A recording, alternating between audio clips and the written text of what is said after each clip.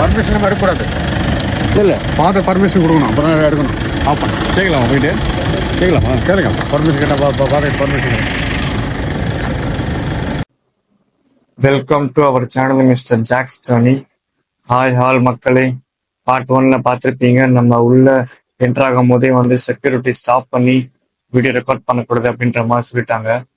அதுக்கப்புறம் நாங்கள் உள்ள வந்து பெர்மிஷன் கேட்டோம், அவங்களும் பெர்மிஷன் கொடுத்துட்டாங்க, வீடியோ ரெக்கார்ட் பண்ணிக்கங்கிற மாதிரி சொல்லிட்டாங்க. எனக்கு ரொம்ப ஹாப்பி ஆயிடுச்சு.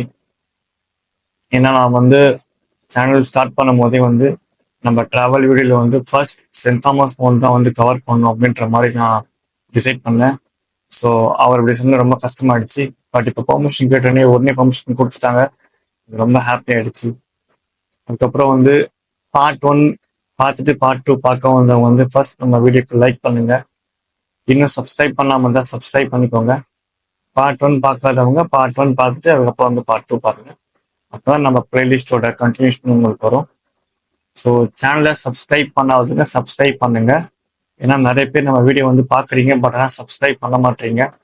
நீங்கள் சப்ஸ்கிரைப் பண்ணாலும் லைக் பண்ணாலும் இது ரெண்டுமே தான் வந்து நம்ம வீடியோ கொண்டு போய் ரீச் பண்ணோம். ஸோ நம்ம போடுற எஃபெக்ட் வந்து நீங்கள் கொடுக்குற சப்போர்ட்டால் தான் வந்து ரீச் ஆகும். ஸோ கண்டிப்பாக நீங்கள் சப்போர்ட் பண்ணுவீங்க அப்படின்னு சொல்லிட்டு நம்புகிறேன். வாங்க இப்போ நம்ம போய் சென்ட் தாமஸ் மவுண்ட்டை பற்றி தெரிஞ்சுக்கலாம். ஃபர்ஸ்ட் சென்ட் தாமஸ் அப்படின்றவர் யாரு? சென்ட் தாமஸ் வந்து கிபி 1ஆம் நூற்றாண்டுல கலிலி அப்படின்ற ஒரு ஊர்ல வந்து பிறந்திருக்காரு. அவர் வந்து இயேசு கிறிஸ்துவோட 12 அப்போஸ்தலர்ல வந்து ஒருத்தர். அவரு கிபி 52ல வந்து இந்தியாவுக்கு வந்திருக்காரு. அவர் இந்தியாவுக்கு வந்து கிறிஸ்துவ மதத்தை வந்து போதிக்க வந்திருக்காரு. நான் உங்களுக்கு ஃபர்ஸ்டே சொல்லியிருப்பேன், சென்ட் தாமஸ் மவுண்ட் வந்து சி லெவல்ல இருந்து 300 feet அபோவ் இருக்குன்னு சொல்லிட்டு அதை இந்த போர்டில் மென்ஷன் பண்ணியிருக்காங்க பாருங்க. அதுக்கப்புறம் வந்து சென்ட் தாமஸ் மவுண்ட்டுக்கு வந்து 2 வழியா வரலாம். ஒன்று வந்து மலைக்கு மேலே ஏறியும் வரலாம், இன்னொன்று வந்து ஸ்டெப்ஸ் வழியாகவும் வரலாம். டோட்டல் 134 ஸ்டெப்ஸ் இருக்குன்னு சொல்லிட்டு சொல்றாங்க. நம்ம அந்த ஸ்டெப்ஸோட என்ட்ரன்ஸும் ஸ்டெப்ஸையும் வந்து அப்புறமா போய் பார்க்கலாம். அதுக்கு முன்னாடி வந்து சென்ட் தாமஸ்க்காகவே வந்து நிறைய முக்கியமான ஸ்டாச்சுஸ்லாம் இங்கே வச்சிருக்காங்க.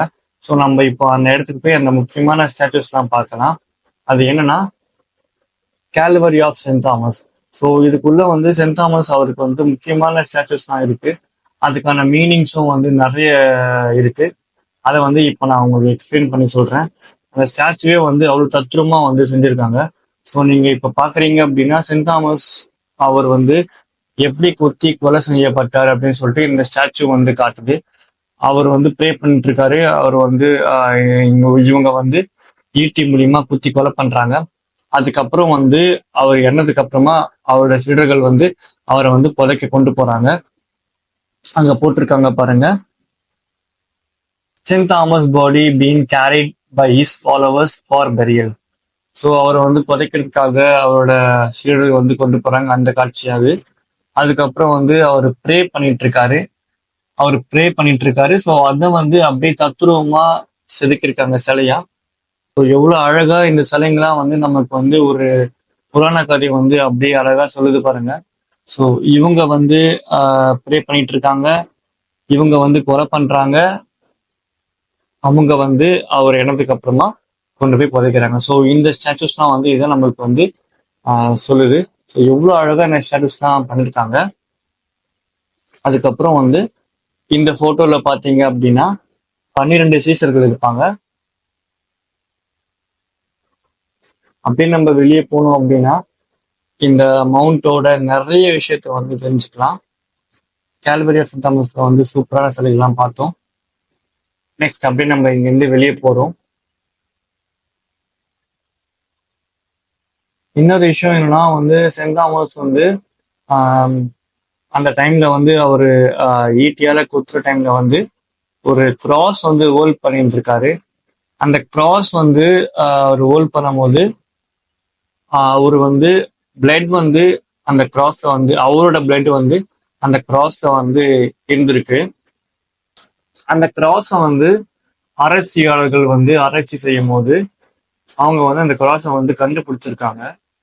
அந்த கிராஸ் அவங்க வந்து கிளீன் பண்ணும்போது அதுல வந்து பிளட் ஸ்டெயின்ஸ் வந்து இருக்கு, அதாவது ரத்த கரைகள் வந்து இருக்கு.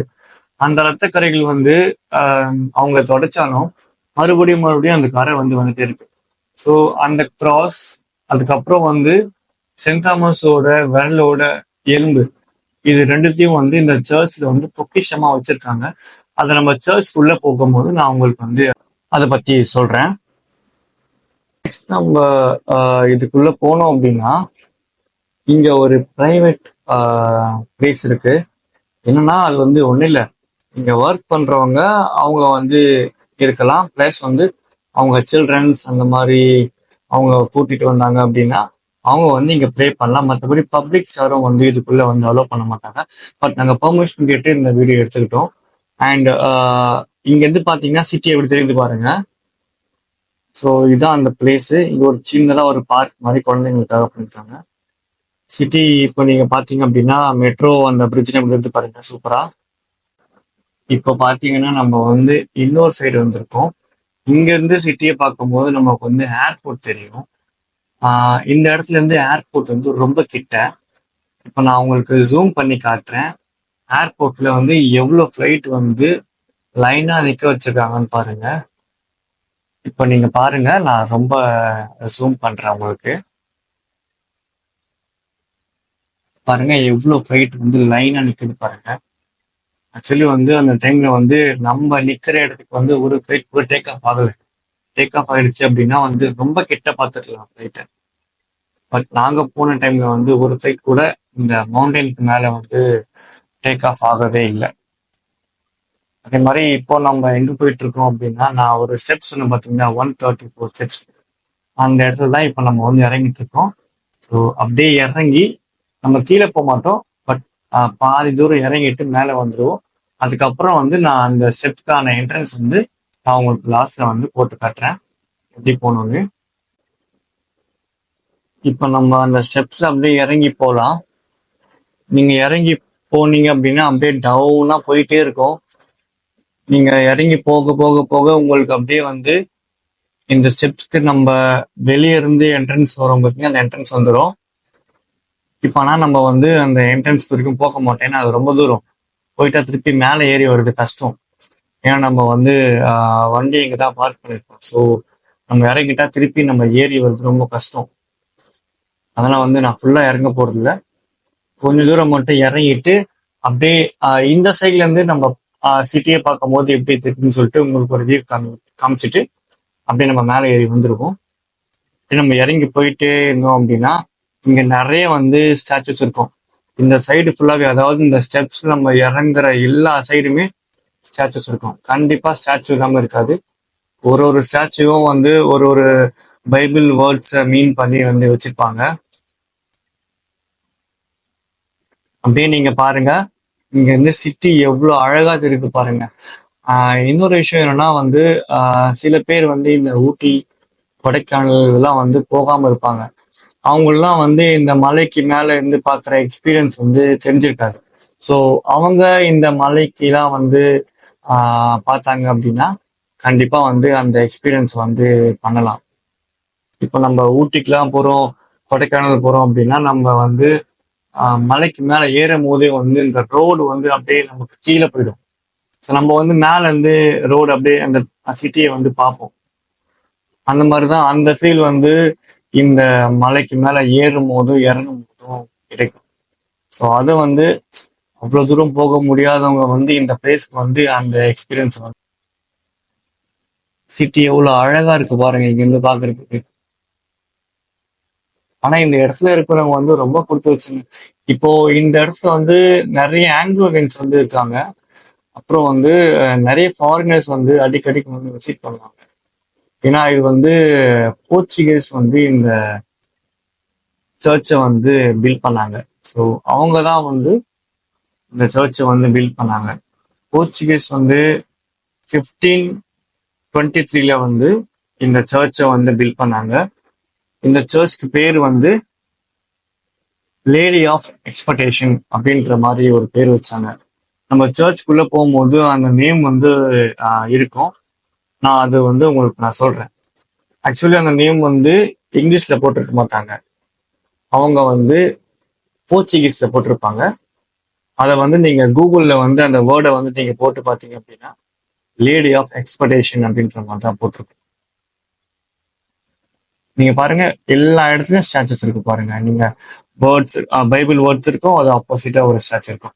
ஸோ இதை பேஸ் பண்ணி அந்த ஸ்டாச்சு ஃபுல்லா நீங்க இந்த ஸ்டெப்ஸ் இறங்குற வரைக்குமே ஃபுல் அண்ட் ஃபுல் இப்படிதான் இருக்கும். அவங்க ஏறி வராங்க, அவங்களே சொல்றாங்க நீங்க இறங்கிட்டா ஏறது கஷ்டம்னு சொல்லிட்டு. ஸோ இந்த ஸ்டாச்சு அதுக்கு ஆப்போசிட்டா இருக்கிற வேர்ட்ஸ் இதுக்கும் அதுக்குமே வந்து நிறைய மீனிங் இருக்குன்னு நினைக்கிறேன்.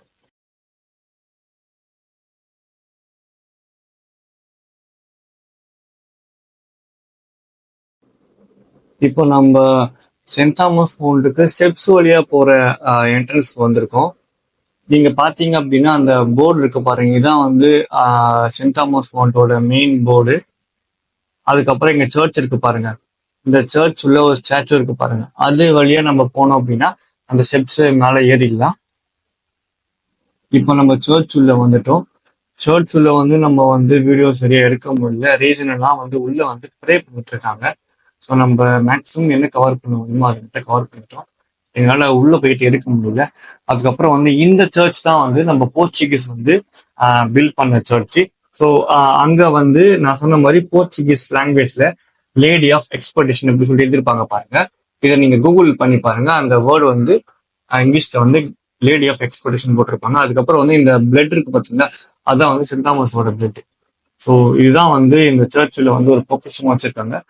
1547 வந்து ஒரு ஆராய்ச்சியாளர்கள் வந்து இந்த இடத்த வந்து ஆராய்ச்சி பண்ணாங்க. அப்போ வந்து இங்க ஒரு ப்ளீடிங் கிராஸ் வந்து கிடைச்சிருக்கு. அந்த கிராஸ் வந்து அவங்க வந்து கிளீன் பண்ணாலும் என்ன பண்ணாலும் அந்த கிராஸ்ல வந்து பிளட் ஸ்டெயின் வந்து போகவே இல்லை. கிளீன் பண்ண அந்த பிளட் ஸ்டெயின் வந்து மறுபடியும் வந்துட்டே இருக்கு. அப்பதான் வந்து அந்த கிராஸ்க்கு வந்து அவங்க ப்ளீடிங் கிராஸ் சொல்லிட்டு பேரே வச்சாங்க. அதுக்கப்புறம் வந்து 1558 வந்து ஒரு வாட்டி மாஸ் நடந்துட்டு இருக்கும் போது அந்த கிராஸ் வந்து பிளட் வந்து வந்துட்டே இருந்தது. அதை வந்து ஒருத்தவங்க வந்து விட்னஸ் பண்ணிருக்காங்க. அதுக்கப்புறம் 1704 வந்து ஒரு வாட்டி அதே மாதிரி கிராஸ் வந்து ப்ளீடிங் ஆகிட்டு இருக்கு. ஸோ அதுதான் வந்து 2 வாட்டி வந்து இந்த கிராஸ் வந்து ப்ளீடிங் ஆக வந்து விட்னஸ் பண்ணிருக்காங்க.